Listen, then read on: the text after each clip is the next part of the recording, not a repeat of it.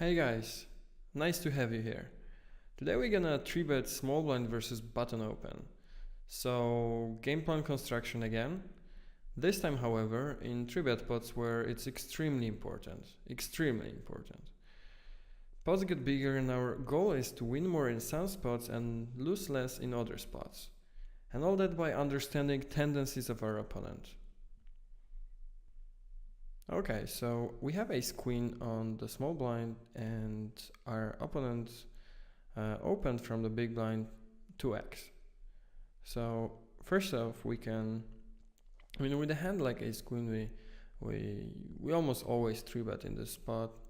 But let's imagine don't have ace queen, maybe some other hand. We just wanna create a game plan. So first thing we wanna see, and we can see it in the HUD, is how much he opens, and he opens 53%. The second line, those are raise first statistics, and I think it's around normal, maybe a bit more than standard, but definitely not super loose. And we have a chance to use one of our new badges, the bottom badge. The bottom badge will tell us whether our opponent folds low, normal or high against 3-bet and against flop c-bet when he calls 3-bet in the button. So as you can see, there are two small boxes in the badge. The left one is responsible for folding to 3-bet, and the right one is responsible for folding to c-bet in 3-bet pot. If we click on the badge, we have an actual numbers of the stats used and descriptions of them. So I think it's a cool feature and a nice way to learn it faster. Okay, so we see that he folds a bit after calling 3-bet on the button, so it might be a reason for us to widen our 3-betting range. Usually, however, I want to see more of his tendencies before I decide, but if for some reason I don't have time to look inside of the pop-ups, the badge is awesome because it shows us extreme cases. So whether something is too low or too high, which is all we want to know after all. But today, we're all about constructing a game plan, a complete game plan, so we need to locate the pop-up we need. And it's located in the third line, the 45% statistic, the last one in the third line. And the name of the pop-up is 3-bet pots, in position caller, and we raised out of position. So he is in position, he's on the button, and we raised from the small blind, so we're out of position. Let's go to the yellow rectangle here, which covers all of the pre-flop stats, and let's start by raise first. He opens 53.5, we know that, but here's the matrix. It's good to know, but in this case I don't care that much, because more important for me is how much he actually calls to 3-bet and what kind of hands he calls to 3-bet. So when we want to widen our range, we usually want to know his fold to 3-bet, what kind of hands he calls to 3-bet, and how we can exploit him. So fold versus c-bet in position, these are the three stats that we want to know first. Sometimes we also look at the turn fold to c-bet, because if this is around 40 but here you have 55, for example, then you might double barrel a bit more. So that's the first thing we do, and then we go to the yellow rectangle again, where we can find 4-bet range stats and fold to 5-bet stats, and we try to use those to somehow find something to exploit. And in this case, the 3.2% is fairly low, and he doesn't fold to 5-bets either. So, there's not much to talk about, but usually that's the second thing we want to do. In this case, let's focus on fold to 3-bets and if we can bluff him later. So his 45% fold on the flop is definitely good for us, especially when we have in mind that for the most part we use smaller sizings in 3-bet pots than in regular pots. It's around half of the pot, and nowadays many people do it even lower, like 1/3 of the pot, 1/4 of the pot. So the 45% is definitely good. But if we look at the river stat, it's 62%, which is extremely good. And when we have in mind that he shouldn't hit low boards too much, because usually, because he's full of the high cards in his range, I think low boards are generally good for us to triple barrel with some kind of equity, like 2 overcards plus backdoor. I don't think I would bluff on the turned ace, because he has a lot of aces in his range, and also these are the hands that are good candidates for him to float with. So yeah. In this case, seeing those c-bet stats, I definitely could add some hands to my 3-betting range. And if I do, I always use the best hands I can. So all that was a simplified analysis, let's say on table, to decide whether to widen 3-betting range or not. But for this video, let's proceed to the full analysis. After the fold to c-bet, we want to see raise in position stats. So on the flop, it's irrelevant, it's 3%. On the turn, it's 16%. But let's see what kind of hands he raised with. Also the flop. Okay, so far it was pretty good equity. So we can be safe to say that we can always fold against his raise unless we have really strong hand. And on the turn, the 16%. So far this was 2 pair set, combo draw, flush draw, not flush draw. So either a good equity or strong made hand, and only once he had nothing. So I think we can account it for spaz factor, but usually spaz factor is not big enough for us to make hero calls. So I think we should fold against his turn shove or overpairs and everything worse. And the river raise is non-existent so far. So having the raising covered, let's proceed to what I think is the most interesting part, turn play. He bets versus missed c-bet 15%. We almost always get the turn card for free, and we can realize our equity super easily, even though we are out of position. If he bets, however, we can snap fold all of our weak hands, because he continues his aggression a lot, like 71% on the turn.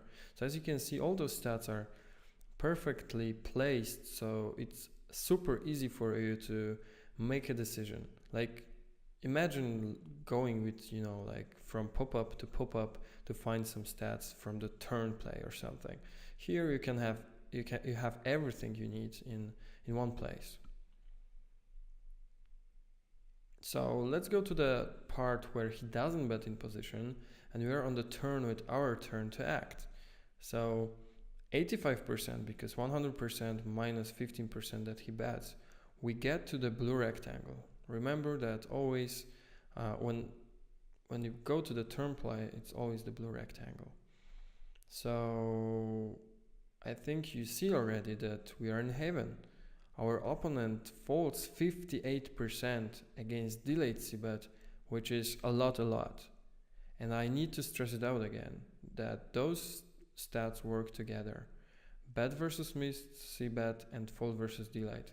If he didn't bet, if his bet versus missed c-bet was higher, we couldn't exploit it so often. So please remember that. Now I want to tell you why the fold versus delayed c-bet is so cool. I mean the high fold versus delayed c-bet. Because he doesn't bluff us, only 15% here. And his 15% bet is a strong range. So we save money if we compare it to c-betting, because we don't need to invest nothing to see that he has a good hand. And on the turn, his range is weaker, because some of the strong hands he bets himself. And we are in a better situation because he folds to c-bet only 45%, but against delayed c-bet, He folds 58%. So if we are about being one and done, it's definitely much better to delay c-bet than to c-bet on the flop. And what's the best part is we didn't pay 1 cent to have all these advantages. By the way, don't continue on the river if he called our bet, because he doesn't seem to fold too much. But it's, understandable. Okay, so bet versus miss c-bet on the turn. When we are on the turn and we stop for some reason, I don't know, maybe there was a bet card. So if he does bet against our miss c-bet, we have to be prepared that he's gonna continue 73% on the river as well. So the worst line to take would be c-bet, check call, check fold, because we can super easily expect him to do it, to bet twice. So we don't wanna, burn money by calling turn and folding the river. On the river, his bet versus miss c-bet is not so high. It's 30%, so I'll just play normal. And usually we're gonna bet anyway, because his fold to c-bet is so high. And if nobody bets until the river, you should always bet, because he folds 78%. That's the red rectangle. And I think you should almost always turn your ace high into bluff, because especially on dry boards, if you check on the flop, people tend to give you a lot of showdown value. So if it was checked through the flop and checked through the turn, you can definitely start value betting second or even third pair. So people might fold fourth pair and sometimes third pair and worse. So I think it's a really good idea to turn your ace high into bluff. Okay, so let's make a quick summary. I think we can add some hands to our 3-betting range, unless we 3-bet a lot already. We can triple barrel on low boards with some equity. We can fold over pairs against his raise c-bet on the turn, because the range is so strong. We can check fold weak hands that can't stand 2 or 3 barrels right on the flop, because of his high continuation after stubbing the flop. But it's not gonna happen too often, but it's important to understand how it works. We can check fold plus delayed c-bet our air on dry boards always. So if we have ace high board, king high board, just check your air. And by check folding, I mean folding against his bet, which happens only 15% of the time. And if he doesn't, then we delayed c-bet and pick up the pot.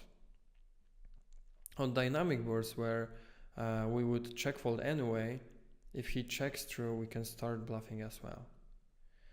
Don't play c-bet, check call, check fold line. That's what I said here. Like, his bet versus miss c-bet is 44% on the turn, but he's gonna continue 73% on the river. So you know that already. You don't wanna burn your money. And obviously, as almost always in every scenario, if nobody bet, you should turn even your ace high into bluff and start picking up the pots, because your red line is gonna thank you for that for sure. And the money is so easy to pick up. You just bet once and he's gonna fold 80%. Like, imagine what kind of situations there are that your opponent is folding 80%. It's extremely great.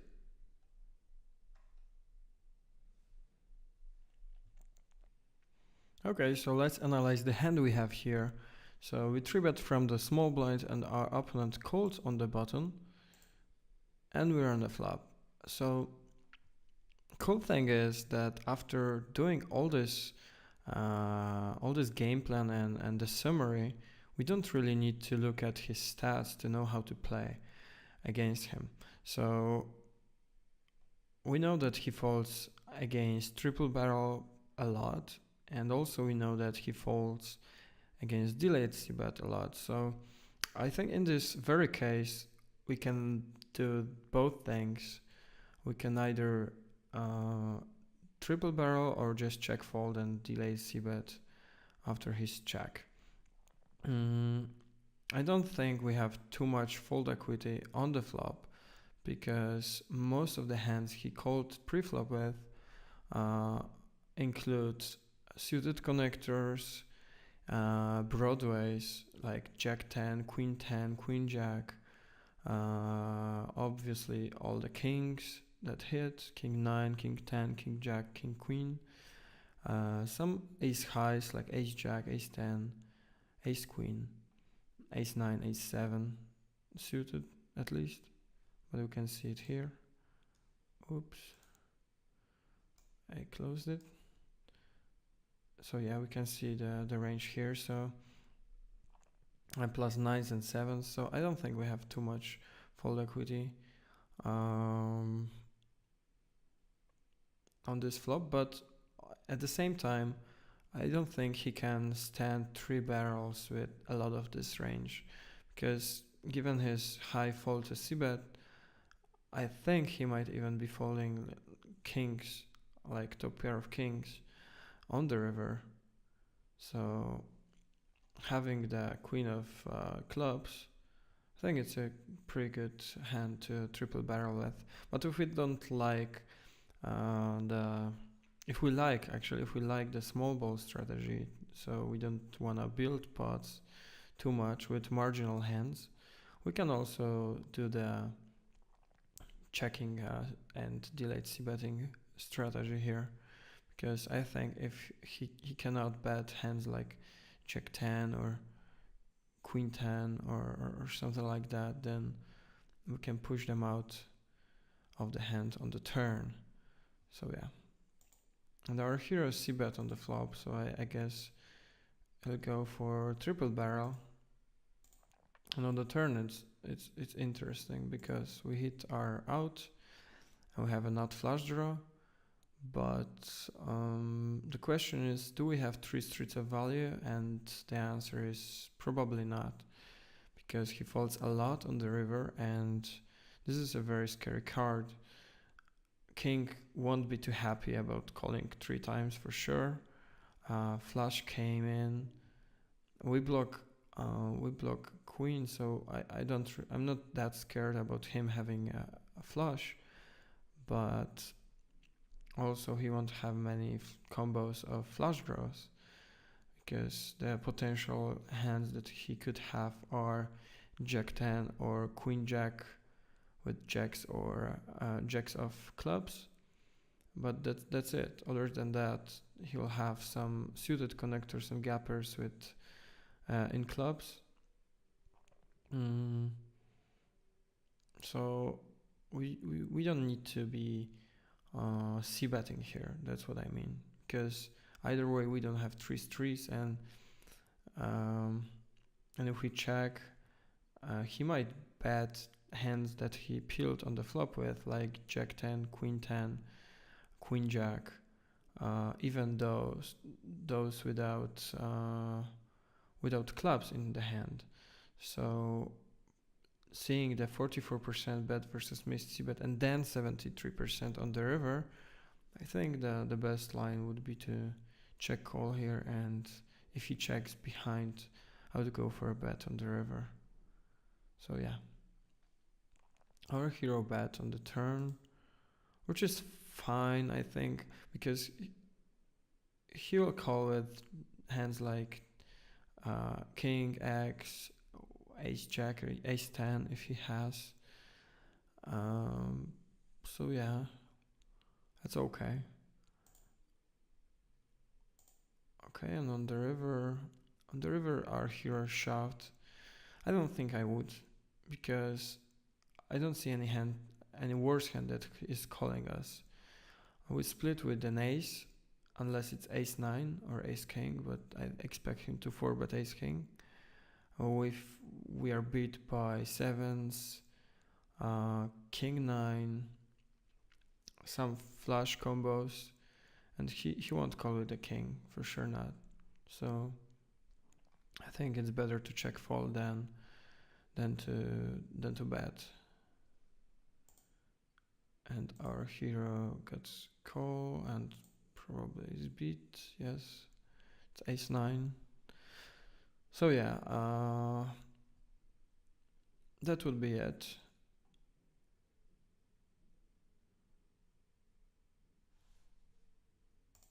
So after this video, you know how to create a game plan when 3-betting out of position against in position color, what to look at when you want to widen your 3-betting range out of position, how to transfer your air to the turn and exploit by delayed c-bet strategy, and that folding can be easy and fun. Maybe it was a bit too much. You have NCE and see no bluffs in your opponent's range. So thank you a lot for your attention and cheers.